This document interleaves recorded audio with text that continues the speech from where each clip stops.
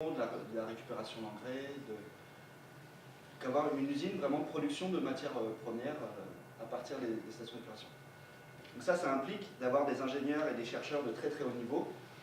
Et comme le soulignait Fabien, ça concentre le pouvoir dans la main de ces ingénieurs et de ces usines centralisées. Le but de Suez, c'est quand même de vendre des valeurs à haut produits à haute valeur ajoutée, excusez-moi. Et donc les solutions qu'ils recherchent sont des solutions plutôt très high-tech. Voilà, et centralisées. Il y en a qui cherchent un peu du décentralisé, mais ils sont encore minoritaires dans la mentalité de l'entreprise. Avec le réseau de l'assainissement écologique, c'est parti au début des loueurs de toilettes sèches dans les événements. Donc ils ont événementiel, donc c'était ils ont presque tous le même inspirateur qui est Joseph Orzag, un Belge qui a travaillé, qui a défendu un système qu'il appelle l'autarcie, où la maison est comme un élément neutre sur le passage de l'eau entre sa forme pluviale et sa forme souterraine. C'est-à-dire que la maison collecte l'eau avec son toit, la traite localement pour la boire, la rejette sous forme d'eau grise avec un système de traitement anaérobique avant une dilution dans le sol. Et à côté de ça, on a des toilettes sèches qui, elles, servent à amender le jardin. Donc il a développé ça vraiment au niveau individuel de la parcelle de la maison. Il l'a mis en pratique et il a diffusé ses idées pendant 40-50 ans. Et il en est resté en France, il en a émergé en France beaucoup des loueurs de toilettes sèches qui ont commencé à concurrencer les loueurs de toilettes chimiques sur les festivals. Et aujourd'hui, on arrive et qui ont fait évoluer la réglementation pour que ça soit admis. Depuis 2009, c'est autorisé d'avoir des toilettes sèches chez les particuliers qui ont un jardin. Mais on est encore dans un flou juridique total, donc il y a toujours des relations avec les législateurs pour permettre d'ouvrir la brèche de plus en plus sur des techniques autres que celles qui ont servi à forger la réglementation française. Tout petit encart du coup, tout à l'heure Jacques a dit que quand on avait un égout qui passait au pied de chez soi, on était obligé de s'y raccorder. C'est vrai, mais par contre, on n'est pas obligé d'y raccorder les toilettes. C'est-à-dire qu'on peut avoir des toilettes sèches chez soi et ne raccorder que les eaux grises à l'égout qui passe au pied. Donc ça c'est un point, c'est une question du Parlement au ministère de l'écologie 2010 qui statue qu'en zone d'assainissement collectif, on peut raccorder les toilettes. Bah pour le coup, comment on paye? Aujourd'hui, comme on paye l'assainissement, on paye sur l'eau potable. Donc là, s'il y a une partie des toilettes qui ne va pas, on ne doit pas payer pour non plus, donc il faut demander un défalquement à l'agence de l'eau. Même ceux qui ont un puits, il y a des gens qui ont des puits, on paye sur l'eau potable. Alors effectivement, il y a des gens qui n'ont pas payé de l'eau potable pour la simple raison qu'ils ont des puits et qui sont raccordés au réseau. Donc ils payent au forfait. Et à mon avis, je vois mal le distributeur d'eau commencer à trier celui qui a une toilette sèche, celui qui n'a pas de toilette sèche. En fin de compte, de toute façon, vous avez un service qui vous est proposé, vous l'utilisez pas, c'est un peu l'abonnement comme au téléphone. C'est ce qui est obligatoire. Ah ouais, bon. Dans la salle, vous voyez ce que c'est que les toilettes sèches? Vous l'avez déjà utilisé? Ouais? Non, jamais? Ça demande d'être un peu motivé. Voilà, entre guillemets, on pourrait dire c'est quand même quelque part un peu moins confortable. Ah non. Alors déjà confortable par rapport au confort qu'on peut faire. On va continuer, on lancera le débat après, mais voilà, il y a un côté où il faut être un peu motivé. Déjà, je voudrais apporter une précision sur les toilettes sèches. C'est pas un seul modèle de toilette auquel vous pensez, qui sont les toilettes à litière biométrisée, les TLB. Mais il y a toute une famille de toilettes sèches avec séparation, sans séparation, avec adjonction de matière carbonée, sans adjonction de matière carbonée, avec espace de stockage gros, espace de stockage, ou petit qu'il faut vider régulièrement. Il y en a qui sont même à glaçons, il faut glacer, il y en a qui sont à déshydratation, il y en a qui sont même où on brûle les matières.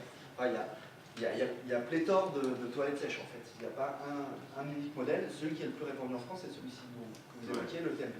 Moi, je Ouais, personnellement, mais ça implique une manipulation, c'est ça. Ça- Quand on tire la chasse, ça part, on n'en entend plus parler. Oui, mais alors quand on se réveille la nuit, on ne réveille pas tout le monde dans la maison, et quand ça tombe, ça fait pas de pouce dans les fesses. Question de confort. On a des détails très techniques.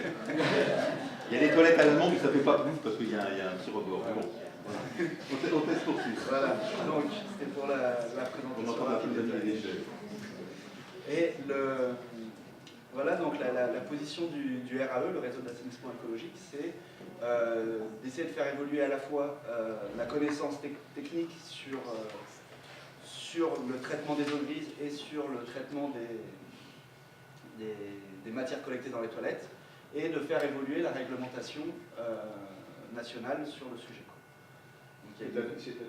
C'est-à-dire là, on est en train de travailler sur une modification sur les eaux grises pour que les eaux grises soient déjà définies. Ça, c'est au niveau international, les eaux grises n'ont pas de définition commune. Même au sein d'un même pays, c'est pas évident que les eaux grises soient définies de la même manière, donc on ne peut pas définir non plus leur qualité, c'est très variable selon les régions. Donc on essaye de...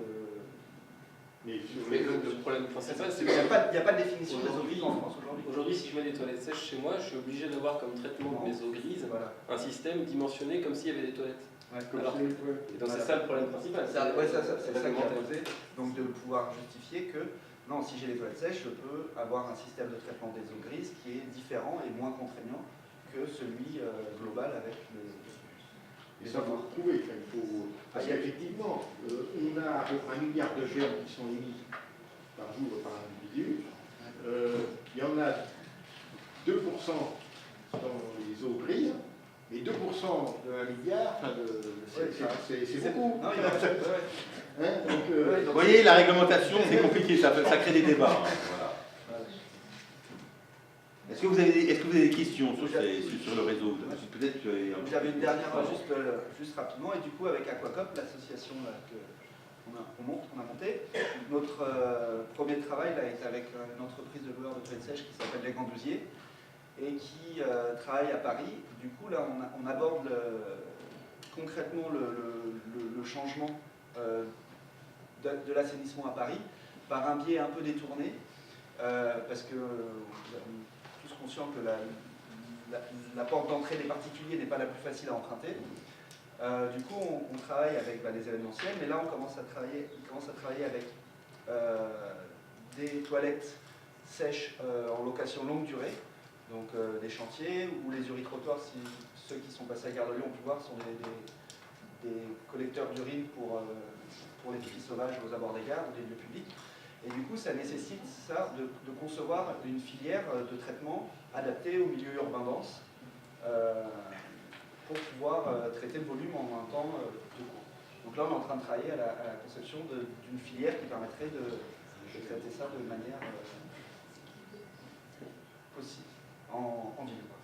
Voilà. Il y avait une question.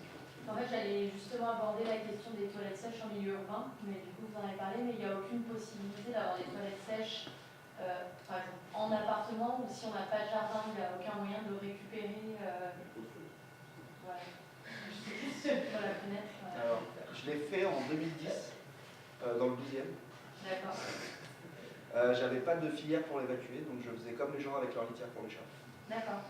C'est pas la meilleure solution, mais c'est une manière de faire. Qu'est-ce qu'on cherche exactement? Alors moi, je cherchais à connaître déjà ce que c'était qu'une toilette sèche.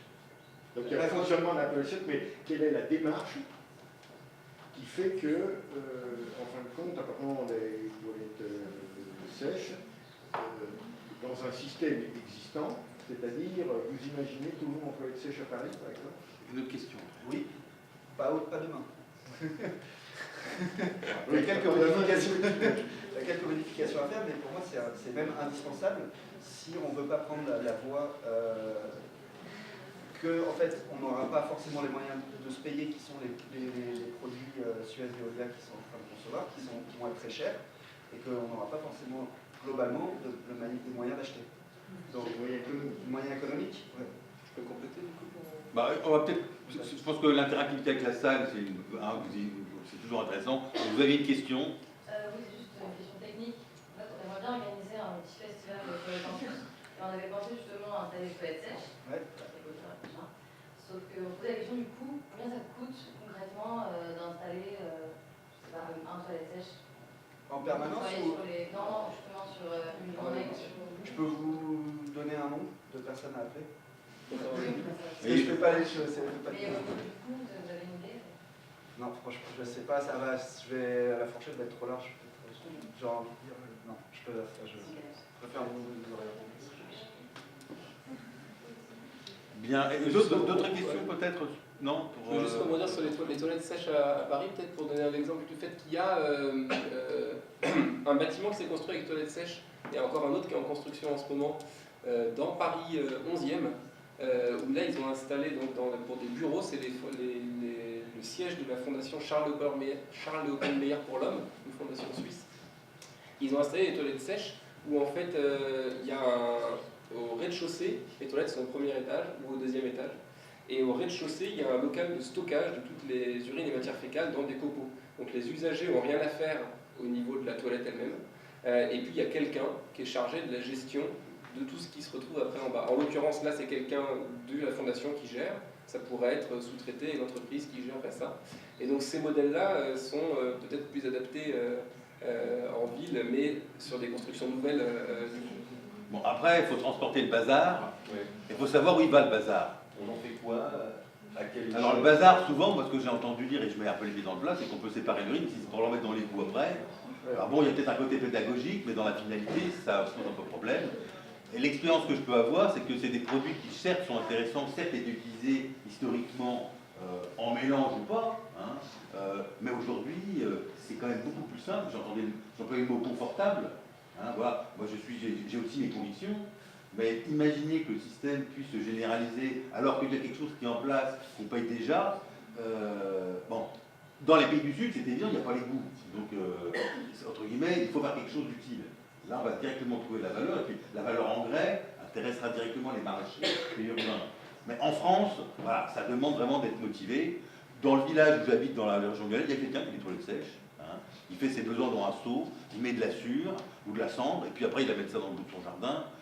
Sa femme, elle trouve ça, voilà, elle ne va pas vous faire un dessin, donc ça demande vraiment d'être motivé. Et les gens qu'on a pu voir dans les pays nordiques, etc., souvent c'était des gens qui étaient convaincus, pourtant il y avait beaucoup d'eau, voilà. Mais c'était faire quelque chose, chercher alternativement, et puis s'intéresser à cette histoire. C'est la même chose sur le tri des déchets aussi, vous savez, on trie des déchets, mais économiquement, souvent c'est pas rentable, voilà. Mais on estime que ça participe à... et ça dépend des déchets, tout à fait, c'est la transition.